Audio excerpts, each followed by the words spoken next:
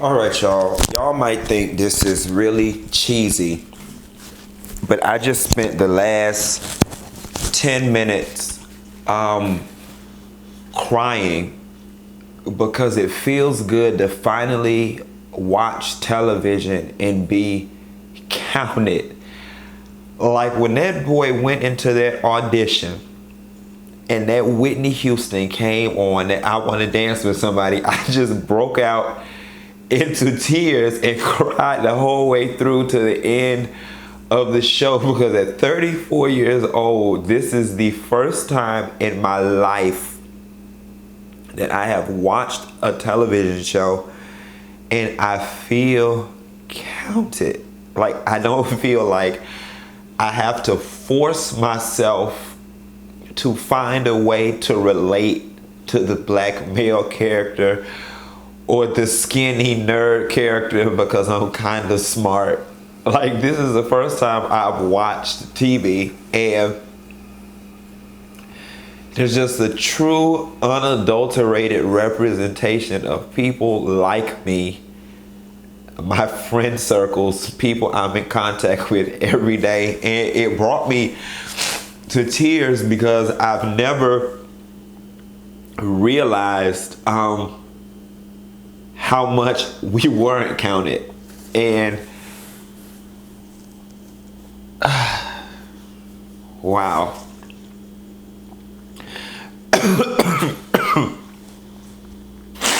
It's just really weird. It was refreshing.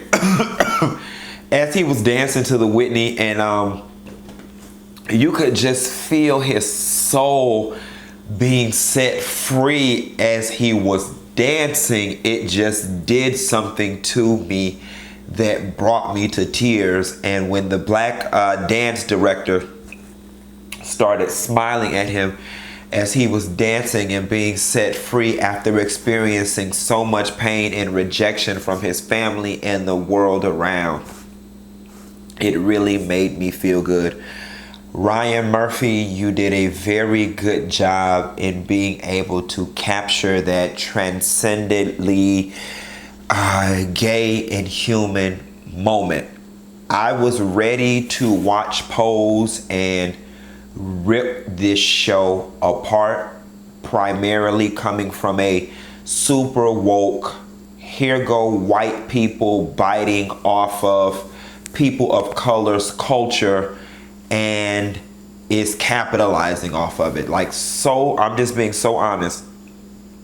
That was the position, the predisposed disposition I had coming into this, and the stance that I was willing and ready to take. However, watching this episode of Pose has showed me that despite the fact that Ryan Murphy and the powers that be may be white, there's one common thread that we have in common, and that's being gay, straight, bi, transgender, or whatever other damn alphabets they have added to the mix at this point. Oh, I want to dance with somebody. I love it, and it's just weird because whoever they've got consulting on the music needs to win the highest award possible, because they chose all the songs that speak to this little gay boy's heart. And I Want to Dance with Somebody is one of the most liberating songs to me. Y'all should see the way I shake my shimmy and strut around this house. At any rate, y'all, I was prepared to do all these theatrics, put on my makeup and my wigs and stuff, and give y'all this stellar, comical review. And this show has just really wowed. Now, y'all know it is very rare that I come to y'all like this emotional, this vested in something. I didn't even watch Basketball Wives last week or this week to talk about this. When Underground got taken off of air on WGN, I was torn because I had such an emotionally good time with that show. And I thought that there would be at least another decade before one came along that would make me feel the gamut of emotions that I felt with that show. And Pose, you hit the nail on the head. Wow. Coming off of the rough week I had this week too with family, I needed that cry. Nevertheless, Nessa girl, did you get into last night's episode of the new FX show Pose, written and produced by Ryan Murphy, the guy that does American Horror Story? So it is a show about the ballroom culture in the 80s, and it talks about houses and voguing and where a lot of this talk that people like Nene and Quad and Tamar Braxton and all these other girls bite on a regular basis, where it comes from. Again, I had heard rumblings in the street about Pose and about, just some of the cultural appropriation, and folks didn't even give it a chance. And like I said, I was ready to rip this show apart. I got one side eye critique that I'm gonna give the girls, that we're gonna talk about what's going on in this episode. Pose, don't get me wrong, I understand that you have to make things colorful and over embellished in order to sell a television show, in order to make it marketable, in order to make it commercial enough to sustain. However, y'all had them girls dressed them girls was living just a little too glamorous and luxurious from the stories my old sisters done told me about how living in New York in the 80s on the ballroom scene was. Everybody was streetwalkers and scammers, and them girls was standing in the chow line begging from Peter to pay Paul.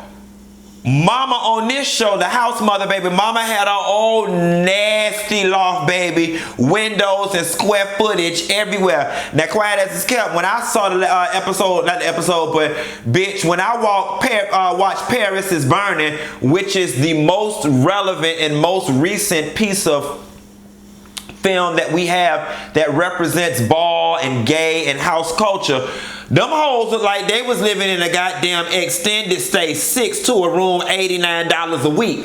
I'm just saying, but I know this is fiction and we got to dress it up to make people tune in, so I'm gonna let y'all have that. Let me see. I put in my notes, they were supposed to be homeless and beggars and, the throwaways of society, and quiet as it's kept, they look like rich fashion school dropouts. But I get it. It's TV and we got to make it do what it do. I spoke about the music in the Whitney Houston part earlier when I was crying, but I want to give a special shout out to y'all and FX for giving y'all the budget, because y'all licensed the dog fuck out of that music, and baby, I know that was not cheap, okay? They spent all the budget, baby, on the fashions, on the lights, on the wigs, and most of all on the music. You cannot properly capture gay culture, baby, if the music and the tunes are not together, okay? Y'all licensed all the right music to set the mood right, and I am here for it.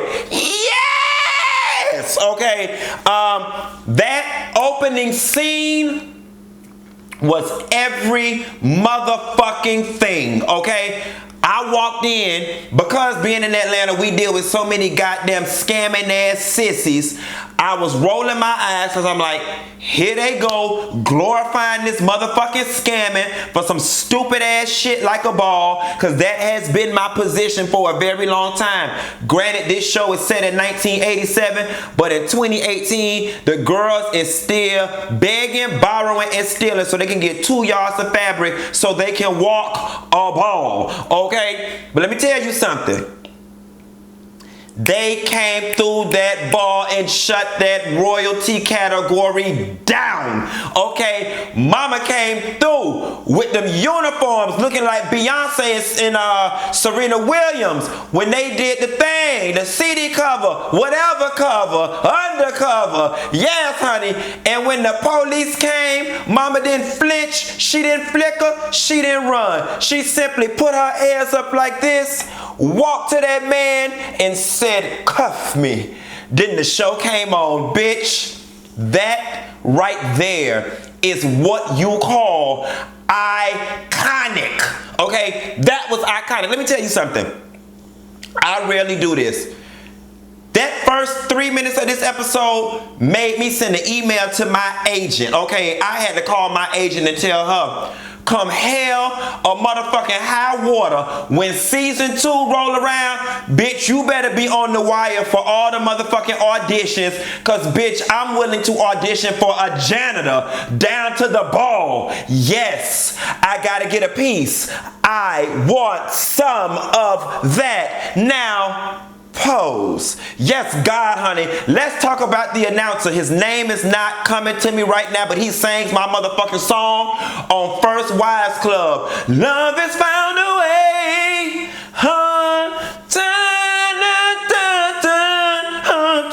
The song from that. He was also in an episode of Law and Order. He was gay and somebody was trying to say he touched them. He was teaching down to the school. He is a Broadway powerhouse. Is it Billy Porter?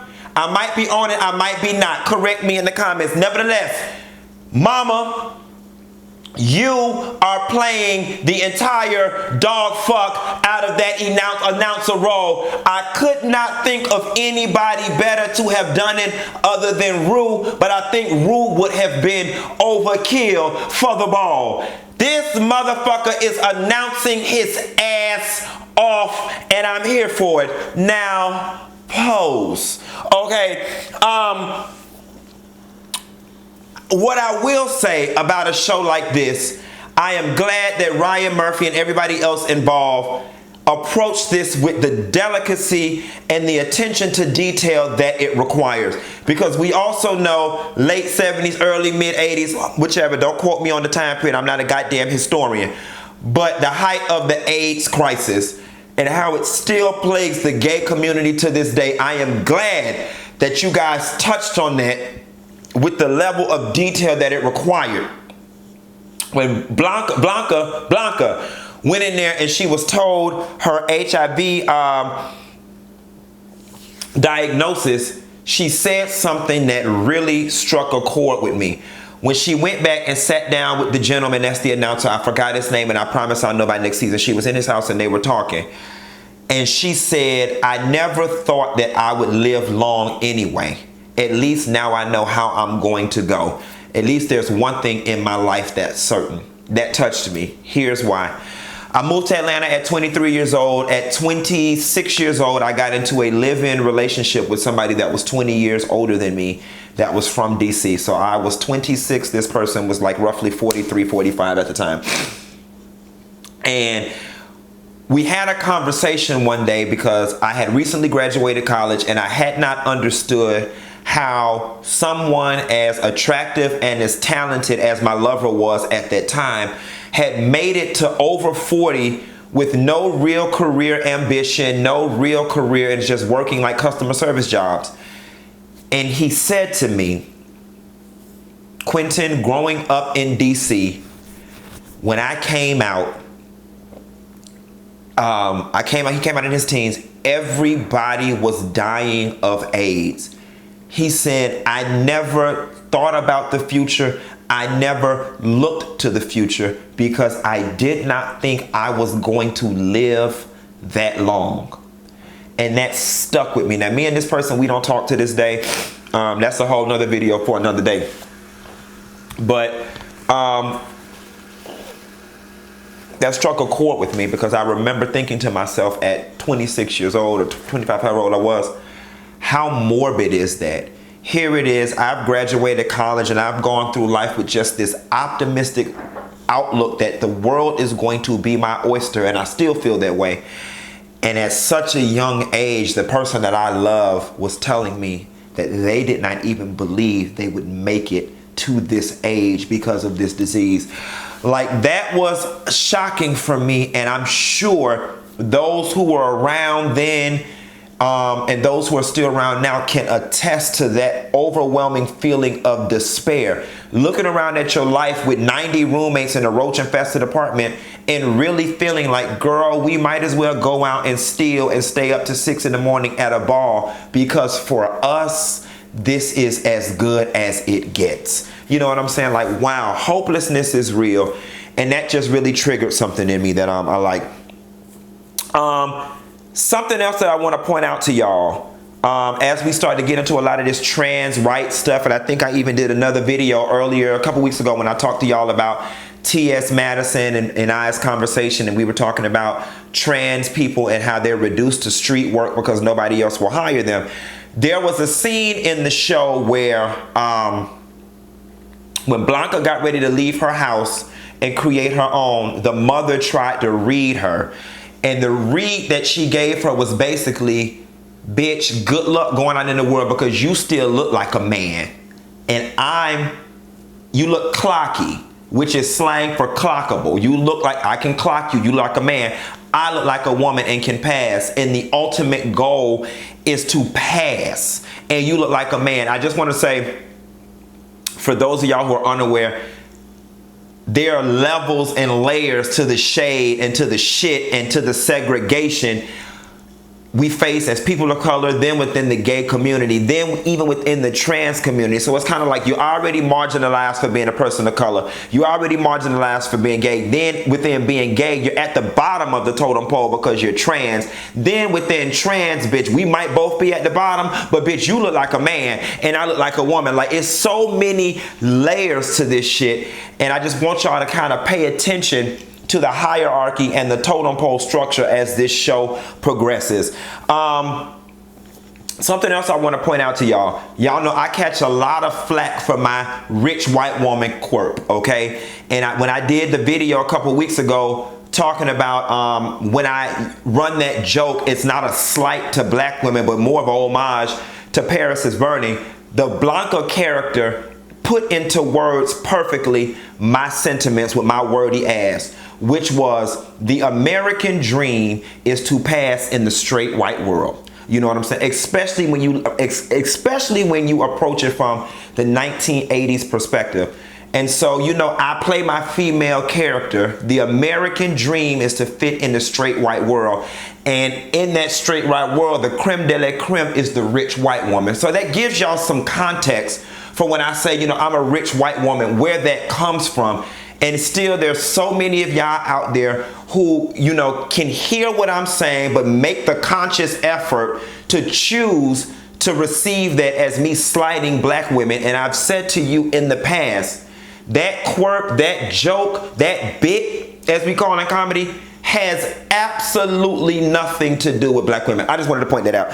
Nevertheless, something else that I thought was very poignant as we start to talk about and as we start to get more accepting of the idea that sexuality is a spectrum, it's fluid, gender is a social construct. And let me tell you something, I understand a lot of this goes over a lot of people's head because it has taken a lot of reading, a lot of practice, and a lot of application for me to even get some of these concepts and to retrain my mind into what's real versus what I've been taught.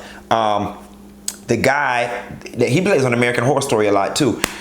His first experience with a trans person. And I want y'all to understand something, and I didn't understand this at first. I've come to learn through experience, through firsthand relationships with people, that it is possible for a man to be attracted to a trans woman but not be attracted to boys or men. It is possible, you know. Again, and there's some, I know you Bible thumpers and you know, whatever other people, y'all about to get into the comments and God made this and God made that, and it's simply because you just don't understand. I am physically in contact with people right now whose secrets I hold, who they don't like boys. Some of them I've even tried to come on to. I've been like, well, if you like this, you've got to like this, and showed them pictures of me in all kind of compromising situations or whatever. And they were like, no, Q, that does nothing for me, and please don't show me that again. But I do like this. You know what I'm saying? It is possible. We are still learning. And I love the fact that this show is exploring that side of things. Speaking of that though, I like the character that he slept with. I don't know her name. This is the first episode. I like how the show is going into the rejection that she experienced. One, I'm good enough for you to lay up with. I'm good enough for you to make me feel good. I'm good enough to hold your secrets and for you to confide in and to be more intimate with you in more mental, emotional, and physical ways than your wife ever can. But I'm not good enough to be seen in public with you. And it's funny because if you missed it, she caught a double whammy within 60 seconds. One, she went upstairs and tried to get a job. The rich white woman wouldn't give her a job. Now, it's unclear as to why she wouldn't give her a job, but it's probably because she clocked her. And if it wasn't that, it's because she was a woman of color. So she had that disappointment. Then she comes downstairs. She sees the man that she did feel a heart connection with basically reject her, tell her, I've got a wife and kids, I can't be with you. It was just like, damn, no one wants me. And it gives you guys a further insight and perspective into the lives of trans people and the type of rejection that they deal with and why it leads to depression and moreover street work. And I talked about that in a previous video. Speaking of street work, the guy that got kicked out of his house at the very beginning, the one that I shed the tears over, when he was sleeping on the bench and his book bag got stolen. I love the fact that the show is a true representation of how things are, and everybody's not a trans person, everybody's not a flamboyant sissy. There are, you know, men, boys that are gay, that are openly gay, that live the gay life, and Buddy was trying to acclimate him to the streets. He said something that I had to write down. When he asked him to go to the pier and basically get some work, the boy was saying he didn't want to do sex work, and the boy said, the method may be different, but the cash is just the same. And that made me think of what I always says. Basically put, work ain't honest, but it pays the bills, okay? And that's what he was telling him. He was like, shit, your method may be different, but the cash is all the same, and you need cash to survive. I love the fact that after his book bag got stolen and he had nothing, he went to Blanca, who empowered him, who encouraged him, who gave him a place to stay. And that right there, guys, is the historical significance of houses. They explained the ball was a 4-hour interlude in life where we get to be all the things society will not grant us the opportunity to be. Educated, regal, expensive, executives, royalty, all these different things. That is where ballroom culture came about, and this show did a very good job of doing that. The Blanca character, I really love what's going on with it. I really love the direction that they're going with this whole AIDS thing. When they had the conversation about, you can tell the kids with the AIDS because they look like this, that, and the third, and how Blanca got real nervous. And it's funny because I think the way they're doing her makeup, they're trying to show that she's slowly starting to get sick. Very relevant. Very relevant. And I love what they did. First and foremost, the last part I talked about in the beginning, in the midst of my tears. Pose. I'm starting a new category with my video reviews and stuff. And it's underground status is just like the pinnacle. It moved me. We only on episode 1 yet, so I'm not gonna give it underground status just yet, only because I feel like that might be premature. But I definitely feel like Pose is on its way to underground status. Y'all, this thing wiped me out so much emotionally. I wasn't gonna go down to the bar with a Rich Cosby tonight, and I still ain't. But I'm gonna go down to the bar with a Honda Cosby and put some money in the jukebox and rejoice in Ryan Murphy in this show and everybody that put it together. Thank you. And y'all please encourage everybody to watch this show. And y'all know rarely I endorse shows as if I'm being paid. But this one right here, baby, this is the one. And I'll call you later, Nessa girl. Bye.